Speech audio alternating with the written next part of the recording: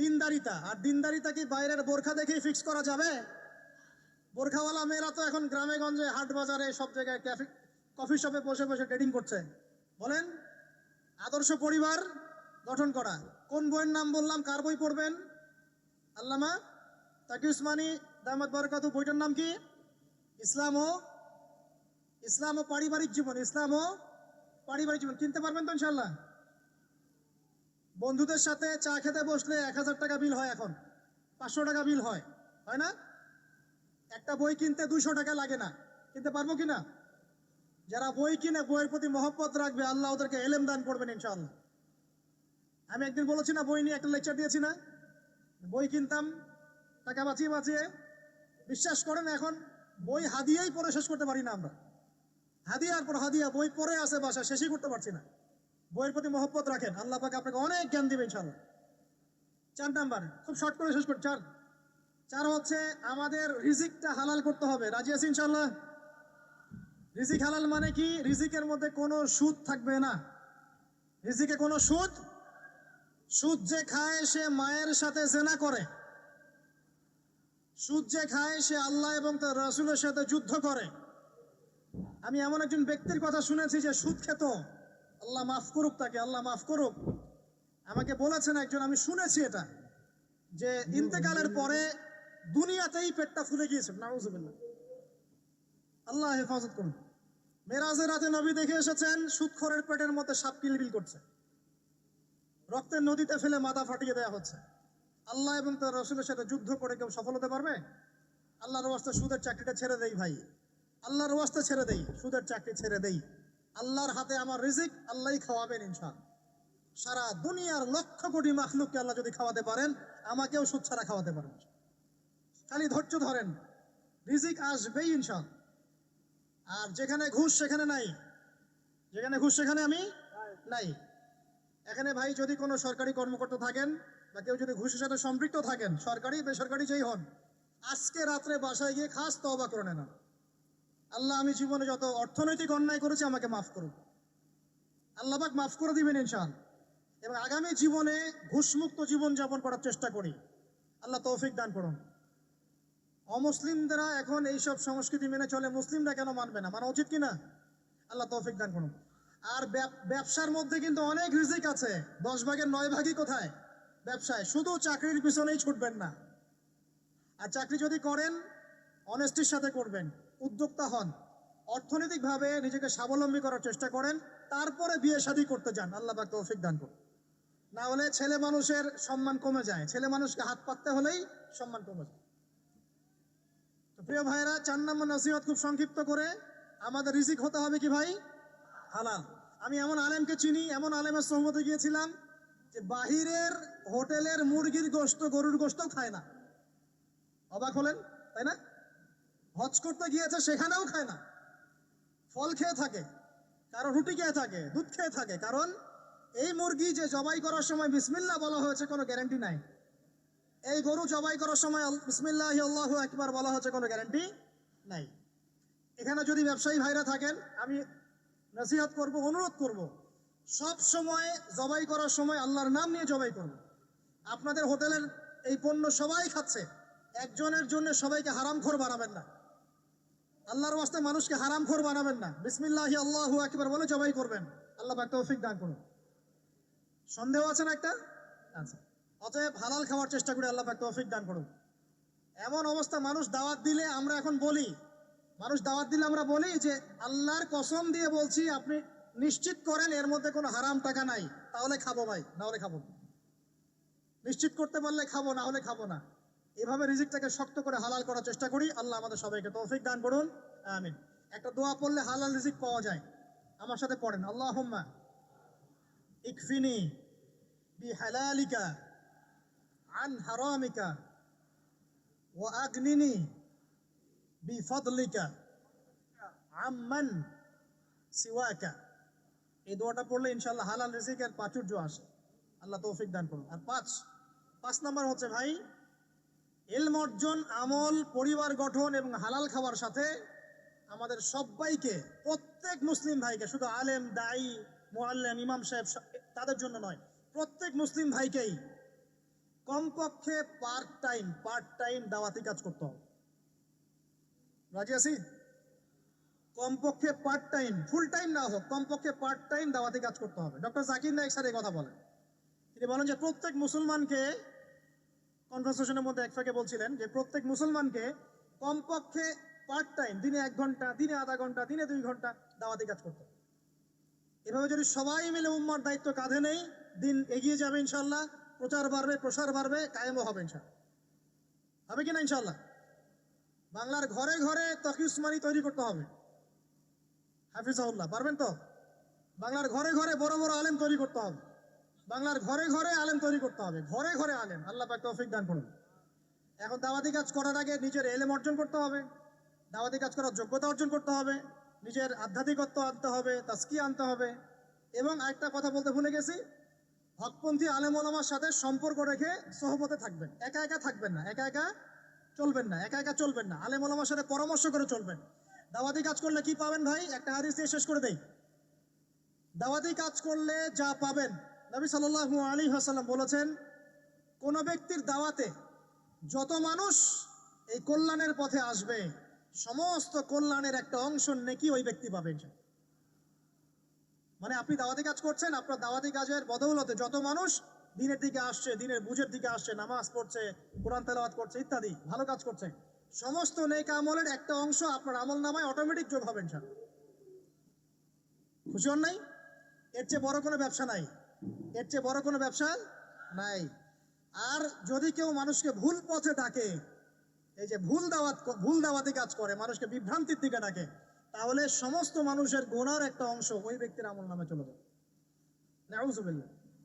আর আমরা যদি দাওয়াতি কাজ ছেড়ে দেই, আল্লাহ রাসূল বলেছেন আল্লাহ পাকের পক্ষ থেকে গজব আসবে, সুম্মা তাদউনাহু, এরপর তোমরা আল্লাহকে ডাকবে, লা ইউস্তাজাবু দুআকুম, তোমাদের দোয়া আল্লাহ কবুল করবেন। বলে নাউযুবিল্লাহ। অতএব আমরা নিজেরা দাওয়াতি কাজ করব, পরিবারের তালিম চালু করব, পরিবারের মধ্যে ইসলামের দাওয়াতি কাজ থাকবে, কমিউনিটি করব, মাদ্রাসা, মসজিদ, মক্তব, বিভিন্নভাবে ইসলামের সম্ভাব্য সকল মাধ্যমে, বর্তমান সমসাময়িক সম্ভাব্য সকল মাধ্যমে দাওয়াতি কাজ করবো ইনশাআল্লাহ তাআলা। আল্লাহ পাক আমাদের সবাইকে দাওয়াতের সাথে, দাওয়াতের মেহনতের সাথে লেগে থাকার তৌফিক দান করুন। সম্মানিত দিনী ভাইরা, আজকে সংক্ষিপ্ত সময়ের মধ্যে আমরা যে 5টা মৌলিক বিষয় আলোচনা করেছি, তার আলোকে আমরা দোয়া করি আল্লাহ পাক আমাদের সবাইকে দ্বীনের ইলম অর্জনে তৌফিক দান করুন। আমাদের সবাইকে আল্লাহ পাক নবীর সুন্নাহর পাবন্দ বানিয়ে দেন। নবী সাল্লাল্লাহু আলাইহি ওয়াসাল্লাম একদিন ঘুম থেকে উঠলেন ভয়ে পেয়ে, আতঙ্কিত। নবীজি ভয়ে পেয়ে আতঙ্কিত হয়ে ঘুম থেকে উঠে বলছেন, লা ইলাহা ইল্লাল্লাহ, লা ইলাহা ইল্লাল্লাহ। তার স্ত্রী পাশে যিনি শুয়ে আছেন সাল্লাল্লাহু আলাইহি ওয়াসাল্লাম বলছেন, ওয়াইলুল লিল আরব মিন শাররি ক্বাদ ইকতারাব। আরব জাতির জন্য ধ্বংস, আরব জাতির জন্য ধ্বংস। কি ভয়ঙ্কর ফিতনা ধেয়ে আসছে ওদের দিকে, কি ভয়ঙ্কর ফিতনা ধেয়ে আসছে। এবং তিনি হাতের ইশারা করে দেখালেন এইভাবে যে আজকে, নবীজি বলছেন 1400 বছর আগের কথা, 1445 বছর আগের কথা, 1445 বছর আগে নবীজি বলেছেন, আজকে, ওই সময় আজকে ইয়াজুজ আর মাজুজের যে দেয়ালের কথা মনে আছে?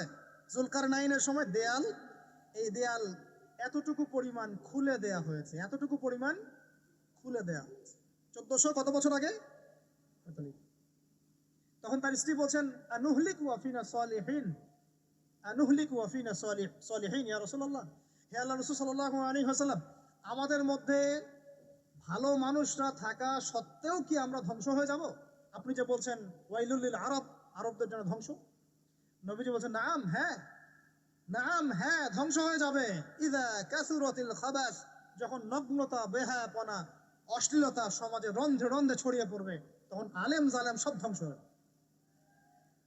এই হাদিসটা অকাট্য হাদিস, বুখারী মুসলিমে, মানে এটা সহিহ, এটা বিষয়ে কোনো সন্দেহ নেই। তাহলে নবীজি 1445 বছর আগে বলছেন যে আরবদের জন্য ধ্বংস ধেয়ে আসছে, এবং দেয়াল এভাবে খুলে দেয়া হয়েছে। কাদের দেয়াল? ইয়াজুজ আর মাজুজ। আর ইয়াজুজ আর মাজুজের সাথে আরবদের ধ্বংসকে সম্পর্কিত করা হলো না? ইয়াজুজ আর মাজুজের সাথে আরবদের ধ্বংসকে সম্পৃক্ত করা হলো এবং বেহায়াপনাকে সম্পৃক্ত করা হলো, তাই না? বুঝতে পারছেন? আরব জাতির ধ্বংসের সাথে ইয়াজুজ মাজুজকে কানেক্টেড করা হলো এবং অশ্লীলতাকে, কি বলেন, অশ্লীলতাকে কানেক্টেড করা হলো। এখন আপনি চিন্তা করে দেখেন, সারা বিশ্বে পর্নোগ্রাফি কারা ছড়িয়ে দিয়েছে? বলেন, বলেন দেখি। কি বেহায়াপনা না? সমাজের কাসুরাতিল খাবাস, যখন সমাজের রন্ধ্রে রন্ধ্রে বেহায়াপনা ছড়িয়ে পড়বে, ছড়িয়ে পড়ে নাই? মিলান, হাদিসটা মিলান। সমাজের এই মেয়েদের এই যে ফ্যামিলিস্ট রেভলিউশন কারা ছড়িয়ে দিয়েছে? ফ্যামিলিস্ট রেভলিউশন কারা ছড়িয়ে দিয়েছে? ওরা। সমাজে মেয়ে ছেলে একসাথে চলবে একই পোশাকে, কারা ছড়িয়ে দিয়েছে? সমাজে মেয়েদের বেপর্দায় চলার এই সংস্কৃতি কারা ছড়িয়ে দিয়েছে? মাদক আর সুদের সংস্কৃতি কারা ছড়িয়ে দিয়েছে? জেনা, ব্যভিচার, পর্নোগ্রাফি, এগুলো কারা ছড়িয়ে দিয়েছে? পৃথিবীর এমন কোন রাষ্ট্র বাকি রাখে নাই তারা এগুলো ছড়াতে, এমন কোন রাষ্ট্র বাকি নেই। তাহলে সব জায়গায় ছড়িয়ে পড়বে না ইয়াজুজ মাজুজের ফিতনা? ছড়িয়ে পড়েছে। আল্লাহ পাক আমাদেরকে এই পশ্চিমা গোলক ধাঁধা থেকে হেফাজত করুন, আমিন। আমাদের সংস্কৃতি নিয়ে আমরা বুক ফুলে বাঁচবো ইনশাল্লাহ। আমাদের সংস্কৃতি নিয়ে আমরা চলবো ইনশাল্লাহ। আমাদের কোরআন আছে, হাদিস আছে, আমাদের নবী আছেন, আমাদের সাহাবীরা আছেন, আমাদের দিন আছে ইনশাল্লাহ। আমাদের অন্য কাউকে প্রয়োজন আছে? এই যে প্রযুক্তিগত কথাগুলো বললাম, একটু মাথা খাটান, এগুলো আমরাই তৈরি করতে পারবো ইনশাল্লাহ। সব ঢেলে সাজানো যাবে ইনশাআল্লাহ তাআলা। আল্লাহ পাক আমাদেরকে বোঝার তৌফিক দান করুন। তাহলে 1 নাম্বার কি বলেছিলাম ভাই? ইলম অর্জন। 2 নাম্বার ইলম অনুযায়ী আমল। আর এই আমলটা কি শুধু ব্যক্তি জীবনে না জীবনের সব ক্ষেত্রে? আল্লাহ কবুল করুন। 3 নাম্বার নিজের পরিবারের যত্ন নিন। নিজের ইলম অর্জন করেছেন, আমল করছেন, এখন অনেক বড় বড় কথা অনেকে বলবে, আগে পরিবার ঠিক করেন। আগে কি করবেন? ব্যাস, পরিবার বলতে আপনার স্ত্রী সন্তান। কারণ বাবা মাকে দাওয়াত দেওয়া যাবে, বাবা মাকে গালমন্দ করা যাবে না, বকাঝকা করা যাবে না। বাবা নামাজ পড়েন, আপনি কি মাইর দিতে পারবেন? মা নামাজ পড়েন, আপনি কি মাইর দিতে পারবেন? পারবেন না। তবে এই যুগে কিছু হতভাগা আছে, এরা বাপ মাকেও গায়ে হাত তোলে না। এই যুগে এমন কিছু হতভাগা ছেলে মেয়ে জন্ম হয়েছে, আল্লাহ মাফ করুক, এরা পিতা মাতার সাথেও কি জঘন্য আচরণ করে। পিতা মাতা দোয়া নিবেন, যাদের সাথে পিতা মাতার দোয়া থাকে জীবনে সফল হবে ইনশাআল্লাহ। যার সাথে পিতা মাতার দোয়া নাই, অবস্থা খারাপ। আল্লাহ মাফ করুক আমাদেরকে। এখন পরিবার বলতে আপনার স্ত্রী সন্তান প্রথম প্রায়োরিটি পাবে, আর পিতা মাতাকে আপনি দাওয়াত দিবেন, নসিহত করে বোঝানোর চেষ্টা করবেন। আপনার সন্তান যদি 10 বছর বয়সে নামাজ না পড়ে, তখন তাকে আপনি পিটাতে পারবেন, কিন্তু আপনি বাবাকে মারবেন পারবেন? আর পরিবারের কিছু বিষয় এটা আপনি পাবেন প্যারেন্টিং বইয়ের মধ্যে। আর আল্লামা তকি উসমানী দামাত বারাকাতুহু শাইখের একটা কিতাব আছে, ইসলাম ও পারিবারিক জীবন। ইসলাম ও পারিবারিক জীবন, এই বইটা পড়লে আপনি অনেক কিছু জানতে পারবেন। আমি ডিটেলস বলে দেওয়ার সময় পাচ্ছি না আজকে। এক কথায় পরিবারের মধ্যে তাওহীদ থাকবে, শিরক থাকবে না, ঠিক আছে? পরিবারের মধ্যে সুন্নতের চর্চা থাকবে, কোনো বেদাত থাকবে না। পরিবারে হালাল রিজিক থাকবে, কোনো হারাম ঢুকবে না। পরিবারের বিয়ে করব যখন, দিনদারিতা দেখে মেয়ে চুজ করব, সৌন্দর্য শ্বশুর টাকা পয়সা দেখে নয়। হ্যাঁ, সৌন্দর্য থাকতে পারে, সৌন্দর্য থাকলে নূরুন আলা নূর, আরো ভালো। কিন্তু যদি মেয়েটা এই যে আমাদের এখনকার সুন্দরী বলতে আপনারা যাদেরকে বোঝেন, নাম নিচ্ছি না, তাদের মতো সুন্দরী নাও হয়, মন খারাপ করার কিছু নাই। এগুলো সব আর্টিফিশিয়াল সুন্দর। কি সুন্দর? আসল সৌন্দর্য হচ্ছে কলবে। আসল সৌন্দর্য কোথায়? কলবে। আর আর তাদের কাছে যা আছে আপনার স্ত্রীর কাছে তাই আছে। এমন এক্সট্রা অর্ডিনারি কিছু নাই ওদের কাছে। যা আপনার স্ত্রীর কাছে আছে তা তাদের কাছে সেম জিনিস, সেম। এখানে এত বেশি লোভনীয় হওয়ার কিছু নাই। পর্নোগ্রাফি দেখতে দেখতে মানুষের মাথাটা এমন নষ্ট হয়ে গেছে, নিজের স্ত্রীকে এখন আর ভাল লাগে না, মানুষের বউকে ভাল লাগে, তাই না? এটার একমাত্র কারণ পর্নোগ্রাফি দেখা। যারা পর্নোগ্রাফিতে আসক্ত, আল্লাহ পাকের কাছে তওবা করবেন, বের হয়ে আসবেন, না হলে আপনি জীবনে কখনো সুখী হতে পারবেন না। আপনি মন থেকে কখনো কনফিডেন্ট থাকতে পারবেন না, সুখী হতে পারবেন না। আল্লাহর সামনে দাঁড়ায় চোখের পানি ফেলতে পারবেন না, চোখটা নষ্ট হয়ে গেছে। তো আল্লাহ পাক আমাদের যুবক ভাইদেরকে পর্ন থেকে হেফাজত করুন। নিজের দৃষ্টি নত রাখবেন, ইনশাআল্লাহ আল্লাহ পাক আপনাকে খাদিজা রাদিয়াল্লাহু আনহার মতো স্ত্রী দিবেন ইনশাআল্লাহ। ইনশাআল্লাহ তাআলা আল্লাহর প্রতি ভরসা রাখেন। আল্লাহ পাকের কাছে যা চাবেন ইনশাআল্লাহ পাবেন। আল্লাহর প্রতি যে ধারণা রাখবেন আল্লাহ তেমনই হবেন ইনশাআল্লাহ। কেউ যদি ধারণা রাখে আল্লাহ আমার সাথে নাই, আল্লাহ আমাকে দিবে না, আল্লাহ তার সাথে থাকবে না। কে ধারণা রাখে আল্লাহ আমার সাথে আছে, আল্লাহ আমার সাথে আছে, আল্লাহ আমাকে বুঝেন, আল্লাহ আমাকে দিবেন, আল্লাহ অবশ্যই দিবেন ইনশাআল্লাহ। ওয়া মান ইয়াতাওয়াক্কাল আলা আল্লাহি ফাহুয়া হাসবুহ। যে ব্যক্তি আল্লাহর প্রতি তাওয়াক্কুল করে আল্লাহ তার জন্য একদম যথেষ্ট হয়ে যাবে। হাসবুনাল্লাহ ওয়া নি'মাল ওয়াকিল, বলেন হাসবুনাল্লাহ ওয়া নি'মাল ওয়াকিল। স্ত্রী চুজ করবেন কি দেখে? শ্বশুরের টাকা, যৌতুক নেবেন, দিনদারিতা। আর দিনদারিতা কি বাইরের বোরখা দেখেই ফিক্স করা যাবে? বোরখাওয়ালা মেয়েরা তো এখন গ্রামে গঞ্জে হাট বাজারে সব জায়গায় ক্যাফে কফি শপে বসে বসে ট্রেডিং করছে। বলেন আদর্শ পরিবার গঠন করা। কোন বইয়ের নাম বললাম? কার বই পড়বেন? আল্লামা তাকি উসমানী দামাত বারাকাতু। বইটার নাম কি? ইসলাম ও পারিবারিক জীবন। ইসলাম ও পারিবারিক জীবন। কিনতে পারবেন তো ইনশাল্লাহ? বন্ধুদের সাথে চা খেতে বসলে 1000 টাকা বিল হয়, এখন 500 টাকা বিল হয়, হয় না? একটা বই কিনতে 200 টাকা লাগে না। কিনতে পারবো কিনা? যারা বই কিনে বইয়ের প্রতি মহব্বত রাখবে আল্লাহ ওদেরকে এলেম দান করবেন ইনশাআল্লাহ। আমি একদিন বলেছি না, বই নিয়ে একটা লেকচার দিয়েছি না, বই কিনতাম টাকা বাঁচিয়ে বাঁচিয়ে। বিশ্বাস করেন এখন বই হাদিয়াই পড়ে শেষ করতে পারি না আমরা। হাদিয়ার পর হাদিয়া বই পড়ে আসে বাসা, শেষই করতে পারছি না। বইয়ের প্রতি মহব্বত রাখেন, আল্লাহ পাক আপনাকে অনেক জ্ঞান দিবে ইনশাআল্লাহ। 4 নাম্বার, খুব শর্ট করে শেষ করি। চার হচ্ছে আমাদের রিজিকটা হালাল করতে হবে। রাজি আছি ইনশাআল্লাহ? রিজিক হালাল মানে কি? রিজিকের মধ্যে কোনো সুদ থাকবে না। রিজিকে কোনো সুদ যে খায় সে মায়ের সাথে জেনা করে। সুদ যে খায় সে আল্লাহ এবং তার রাসূলের সাথে যুদ্ধ করে। আমি এমন একজন ব্যক্তির কথা শুনেছি যে সুদ খেত, আল্লাহ মাফ করুক তাকে, আল্লাহ মাফ করুক।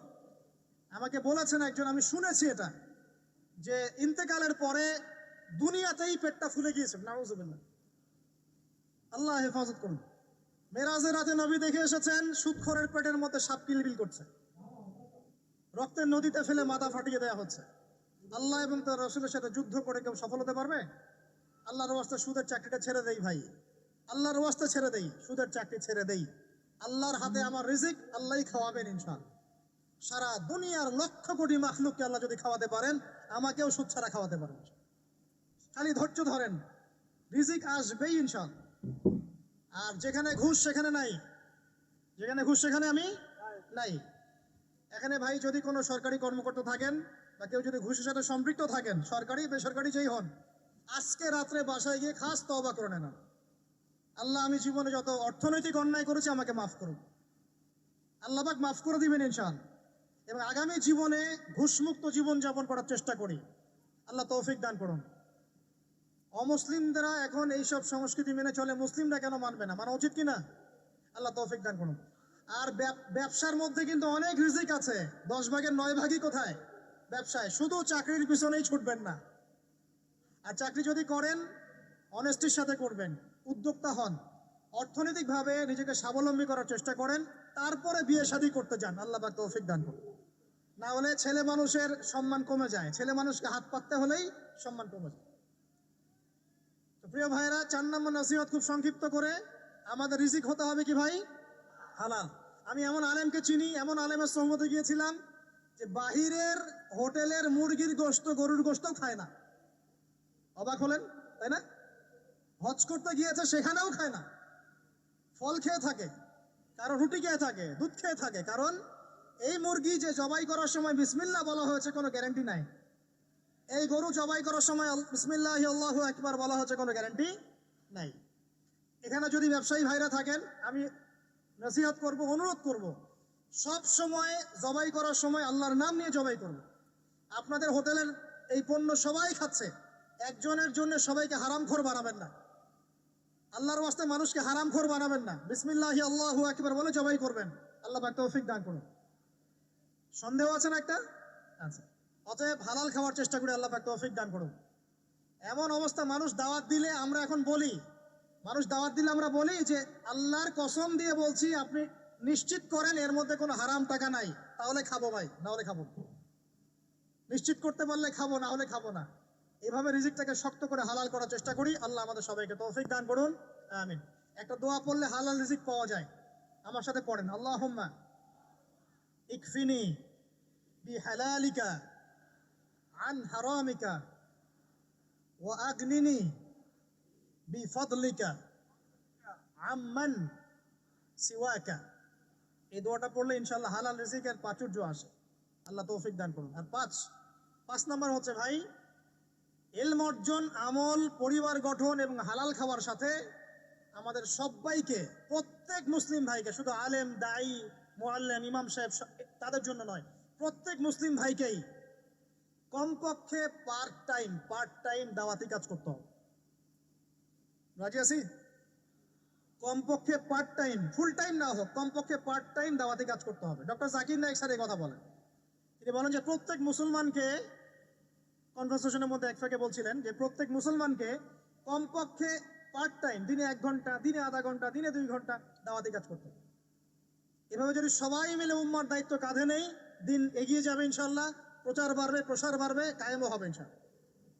হবে কিনা ইনশাল্লাহ? বাংলার ঘরে ঘরে তকি উসমানী তৈরি করতে হবে। হাফিজাহুল্লাহ, পারবেন তো? বাংলার ঘরে ঘরে বড় বড় আলেম তৈরি করতে হবে। বাংলার ঘরে ঘরে আলেম তৈরি করতে হবে, ঘরে ঘরে আলেম। আল্লাহ পাক তৌফিক দান করুন। এখন দাওয়াতি কাজ করার আগে নিজের এলেম অর্জন করতে হবে, দাওয়াতি কাজ করার যোগ্যতা অর্জন করতে হবে, নিজের আধ্যাত্মিকত্ব আনতে হবে, তাজকিয়া আনতে হবে। এবং আরেকটা কথা বলতে ভুলে গেছি, হকপন্থী আলেম ওলামার সাথে সম্পর্ক রেখে সোহবতে থাকবেন। একা একা থাকবেন না, একা একা চলবেন না, আলেম ওলামার সাথে পরামর্শ করে চলবেন।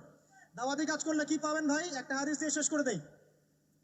দাওয়াতি কাজ করলে যা পাবেন, নবী সাল্লাল্লাহু আলাইহি ওয়াসাল্লাম বলেছেন, কোন ব্যক্তির দাওয়াতে যত মানুষ এই কল্যাণের পথে আসবে, সমস্ত কল্যাণের একটা অংশ নেকি ওই ব্যক্তি পাবেন। মানে আপনি দাওয়াতি কাজ করছেন, আপনার দাওয়াতি কাজের বদৌলতে যত মানুষ দিনের দিকে আসছে, দিনের বুঝের দিকে আসছে, নামাজ পড়ছে, কোরআন তেলাওয়াত করছে, ইত্যাদি ভালো কাজ করছে, সমস্ত নেক আমলের একটা অংশ আপনার আমল নামায় অটোমেটিক যোগ হবে ইনশাআল্লাহ। খুশি হন নাই? এর চেয়ে বড় কোনো ব্যবসা নাই, এর চেয়ে বড় কোনো ব্যবসা নাই। আর যদি কেউ মানুষকে ভুল পথে ডাকে, এই যে ভুল দাওয়াতি কাজ করে, মানুষকে বিভ্রান্তির দিকে ডাকে, তাহলে সমস্ত মানুষের গুনার একটা অংশ ওই ব্যক্তির আমল নামে চলে যাবে। নাউযুবিল্লাহ। আর আমরা যদি দাওয়াতি কাজ ছেড়ে দেই, আল্লাহ রাসূল বলেছেন, আল্লাহ পাকের পক্ষ থেকে গজব আসবে, সুম্মা তাদউনাহু, এরপর তোমরা আল্লাহকে ডাকবে, লা ইউস্তাজাবু দুআকুম, তোমাদের দোয়া আল্লাহ কবুল করবেন। বলে নাউযুবিল্লাহ। অতএব আমরা নিজেরা দাওয়াতি কাজ করব, পরিবারের তালিম চালু করব, পরিবারের মধ্যে ইসলামের দাওয়াতি কাজ থাকবে, কমিউনিটি করব, মাদ্রাসা, মসজিদ, মক্তব, বিভিন্নভাবে ইসলামের সম্ভাব্য সকল মাধ্যমে, বর্তমান সমসাময়িক সম্ভাব্য সকল মাধ্যমে দাওয়াতি কাজ করবো ইনশাআল্লাহ তাআলা। আল্লাহ পাক আমাদের সবাইকে দাওয়াতের সাথে, দাওয়াতের মেহনতের সাথে লেগে থাকার তৌফিক দান করুন। সম্মানিত দিনী ভাইরা, আজকে সংক্ষিপ্ত সময়ের মধ্যে আমরা যে 5টা মৌলিক বিষয় আলোচনা করেছি, তার আলোকে আমরা দোয়া করি আল্লাহ পাক আমাদের সবাইকে দ্বীনের ইলম অর্জনের তৌফিক দান করুন।